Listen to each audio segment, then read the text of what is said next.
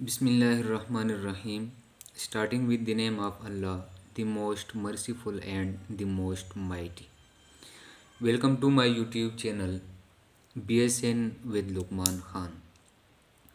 Viewers, आज का जो टॉपिक है वो स्पेशली उन स्टूडेंट्स के लिए है जो BSN में आना चाहते हैं, क्योंकि जो न्यू कमर्स होते हैं, जो नए नए BSN में आते हैं, उनके मुख्तलिफ़ क्वायरीज़ होते हैं, मुख्तलिफ़ क्वेश्चंस होते हैं, हाँ, जो कि मैंने नोट किए थे, जिनमें अक्सर स्टूडेंट्स जो है उनको ये मालूम नहीं होता है इनके बारे में, जो बेसिक इन्फॉर्मेशन है BSN के बारे में वो उनका पता नहीं होता है. ठीक है, लाइक वो पूछते हैं कि BSN जो है वो क्या है.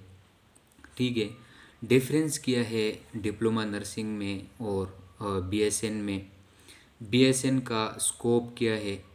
ठीक है, इसके साथ साथ एग्ज़ाम्स कैसे होते हैं BSN के, और BSN का जो एडमिशन क्राइटेरिया है वो क्या है. ठीक है. तो टॉपिक को शुरू करने से पहले मैं आप सबसे रिक्वेस्ट करता हूँ कि काइंडली मेरा यूट्यूब चैनल जो है ये सब्सक्राइब करें, लाइक करें और शेयर करें, ताकि ऐसे इन्फॉर्मेटिव वीडियोस जो है वो आप लोगों को मिल सके. ठीक है, तो चलो शुरू करते हैं. सबसे पहले BSN stand for bachelor in science of nursing. ठीक है, BSN जो है ये 5 साल पर मुश्तमिल एक डिग्री प्रोग्राम है, एक बैचलर प्रोग्राम है, जिसमें 4 साल जो है वो आपके कोर्स पर मुश्तमिल है और 1 साल जो है वो आपका इंटर्नशिप होता है, जिसमें आप हॉस्पिटल साइड पर जाके प्रैक्टिस करते हो, मेडिकल प्रैक्टिस.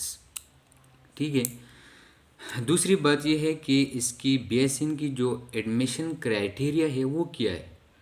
तो BSN का एडमिशन क्राइटेरिया ये है, इसके एडमिशन के लिए सबसे पहले आपका जो एजुकेशन है वो मिनिमम होनी चाहिए FSC, और वो भी प्री मेडिकल में.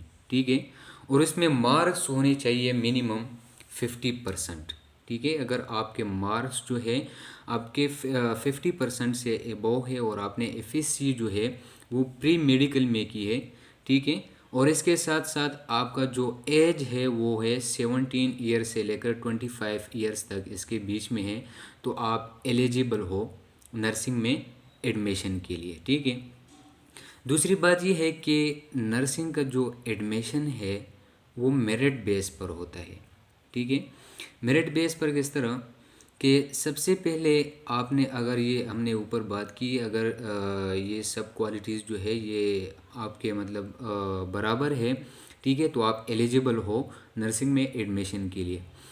उसके बाद जाके आप अप्लाई करोगे. ठीक है, नर्सिंग कॉलेज में.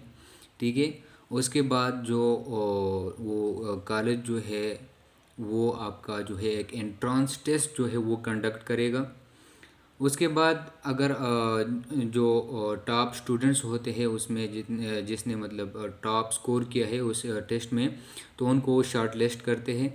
ठीक है, और इसके बाद उसकी होती है इंटरव्यू, और फिर वो जो है वो पूरा एक एग्रीगेट बना के जो टॉप स्टूडेंट्स होते हैं, जितनी भी सीट्स होते हैं कॉलेज के पास, वो उतने ही स्टूडेंट्स जो है वो सेलेक्ट करते हैं.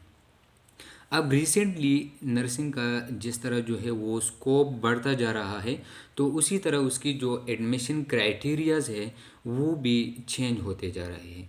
लाइक अगर हम बात करें KP में, तो KP में अब एडमिशन इस तरह होता है कि सबसे पहले आप KMU में टेस्ट दोगे, खैबर मेडिकल यूनिवर्सिटी में. वो 100 मार्क्स का एक टेस्ट होता है, जिसमें पासिंग मार्क्स है 40. अगर आपने उसमें 40 मार्क्स जो है वो स्कोर कर दिया, ठीक है, तो आप एलिजिबल हो आगे जो है वो प्राइवेट कॉलेज में एडमिशन के लिए. वो प्राइवेट कॉलेज जो है वो अपना जो है आपका फिर टेस्ट लेगा, इंटरव्यू, और उसी तरह जो है वो आपका एडमिशन जो है वो हो जाएगा. अगर हम सिंध की बात करें, तो सिंध में भी जो है इस ईयर से मीन 2021 से या फिर नेक्स्ट ईयर 2022 से इसी तरह होगा कि एनटीएस लेगा। फिर पहले गवर्नमेंट सेटअप पे वो एनटीएस लेंगे, ठीक है, और उसके बाद जाके आप कॉलेज में अप्लाई करोगे। और अगर आपने वो एनटीएस जो है वो पास कर दिया तो फिर उसके बाद जाके आप कॉलेज में अप्लाई करोगे प्राइवेट सेटअप पर, और उसी तरह वो एंट्रेंस टेस्ट लेंगे और इसके बाद इंटरव्यू, और उसके बाद जाके आपकी एडमिशन जो है वो हो जाएगी, ठीक है। इसके साथ साथ मैं बात करूं कि जो ख़ास कर स्पेशली उनके लिए जो न्यू कमर्स होते हैं, ठीक है, न्यू कमर्स दो बातें जो है वो लाजमी जहन में रखे। ये दो चीज़ों का जो है वो लाजिम जो है वो पहले इंक्वायरी करे फिर एडमिशन करे। इसमें पहले है हमारे पास कि आप जिस कॉलेज में एडमिशन लेते हो, आया वो कॉलेज जो है वो पीएनसी के साथ रजिस्टर्ड है कि नहीं, ठीक है। पहली बात रजिस्ट्रेशन।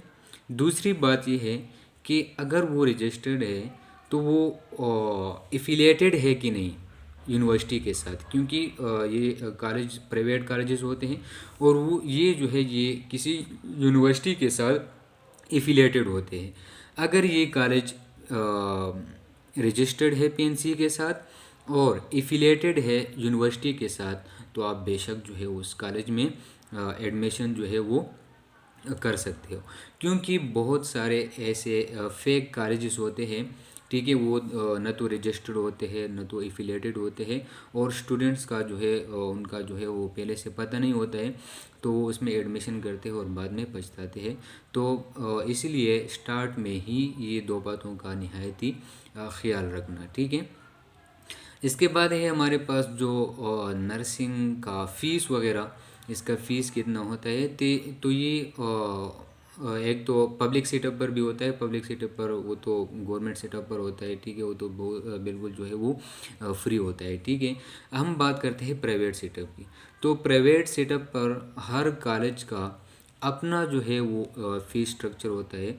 अबाउट 50,000 से लेकर 1,20,000 तक इतना ही फ़ीस पर सेमेस्टर होता है, या पर एनुअली भी होते हैं। तो फ़ीस का जो है वो कंफर्म नहीं है कि इसका मतलब फ़ीस कंफर्म कितना है, क्योंकि हर कॉलेज का अपना फ़ीस स्ट्रक्चर होता है, ठीक है। इसके बाद है हमारे पास कि जो नर्सिंग है इसके एग्ज़ाम्स किस तरह होते हैं। तो इसका एग्ज़ाम जो है वो तो या तो एनुअली होता है और या सेमेस्टर वाइज होता है। अच्छा, पहले इस तरह होता था कि जब डिप्लोमा नर्सिंग था तो उस टाइम एग्ज़ाम जो है वो स्टूडेंट्स बोर्ड्स में देते थे, ठीक है। अब जो है चूँकि डिप्लोमा नर्सिंग को बैन किया गया है तो बीएसएन है, और बीएसएन का एग्ज़ाम जो है वो यूनिवर्सिटी खुद लेती है, ठीक है, या तो एनुअली या फिर सेमेस्टर वाइज, ठीक है। लास्ट में हम बात करते हैं बीएसएन की स्कोप के बारे में, ठीक है। तो व्यूअर्स मैं अगर बात करूं तो स्कोप जो है ये बंदे का अपना होता है, ठीक है। लाइक अगर मैं बात करूं, एक बंदा जो है वो एमबीबीएस करता है, एमबीबीएस का जो है वो बहुत बड़ा स्कोप है, ठीक है, लेकिन उस बंदे का अपना उसमें लगन नहीं है, अपना जज्बा नहीं है, ठीक है, दिल नहीं लगता उसका उसमें, तो इसके लिए उसका जो है स्कोप तो मान ही नहीं रखता, ठीक है। तो इसलिए मैं कहता हूँ कि स्कोप जो है ये बंदे का अपना होता है, न कि डिग्री का। लेकिन फिर भी नर्सिंग का बहुत स्कोप है, ठीक है। चूँकि अगर बंदे का भी अपना स्कोप हो, ठीक है, किसी प्रोफेशन में जो है उसका जज्बा हो, ठीक है, दिल लगी हो, और उस प्रोफेशन का या उस डिग्री का भी अपना स्कोप हो, तो फिर तो सोने पे सुहागा, ठीक है। तो नर्सिंग का भी बहुत बड़ा स्कोप है। इसके जॉब्स जो है वो आपको प्राइवेट सेटअप पर या गवर्नमेंट सेटअप पर जो है वो मिलते हैं विद बेस्ट सैलरी, ठीक है। और इसके साथ साथ इसका जो ग्रेड होता है वो स्टार्टिंग में 16 ग्रेड से लेकर अप टू 19-20, इसी तरह जो है वो प्रमोशन होता है आपका एक्सपीरियंस के साथ साथ। इसके साथ साथ जब भी आपका ग्रेजुएशन जो है वो कंप्लीट हो जाता है, मीन 4 ईयर का कोर्स के बाद 1 ईयर आपने इंटर्नशिप भी कर ली, तो आपका पीएनसी लाइसेंस जो है वो आपका इशू हो जाएगा। ठीक है। उसके बाद जो है आप एमबीए भी कर सकते हो। ठीक है, मीन आप मैनेजमेंट साइड पर भी जा सकते हो बीएसएन में, नर्सिंग में। ठीक है। इसके साथ साथ आफ्टर इंटर्नशिप आप 1 ईयर एक्सपीरियंस लेके आप एमएसएन भी कर सकते हो, मास्टर साइंस नर्सिंग में आप मास्टर भी कर सकते हो, एमफिल भी कर सकते हो, और उसके बाद जाके आप पीएचडी भी कर सकते हो नर्सिंग में अगर आप चाहे तो। ठीक है। और इसके साथ साथ अगर आप चाहे तो फॉरेन में भी जा सकते हो, और फॉरेन में भी इसका बहुत बड़ा स्कोप है, बहुत बड़ा जो है वो एक वैल्यू है नर्सिंग का। ठीक है। तो viewers, so it's all about basic information of nursing. इसी तरह इंफॉर्मेटिव वीडियोस के लिए हमारा यूट्यूब चैनल जो है वो लाइक करें, सब्सक्राइब करें और शेयर करें विद न्यू कमर्स, क्योंकि न्यू कमर स्टूडेंट्स जो है उनको बहुत मसला होता है इसमें। ठीक है। दूसरी बात यह है कि इसके बाद इंशाल्लाह हम बीएसएन का जो कोर्स है उसको बाकायदा जो है उनका लेक्चर्स अपलोड करेंगे। तो आप काइंडली हमारा यूट्यूब चैनल जो है वो लाजमी सब्सक्राइब करें। Thank you so much. अल्लाह हाफिज़।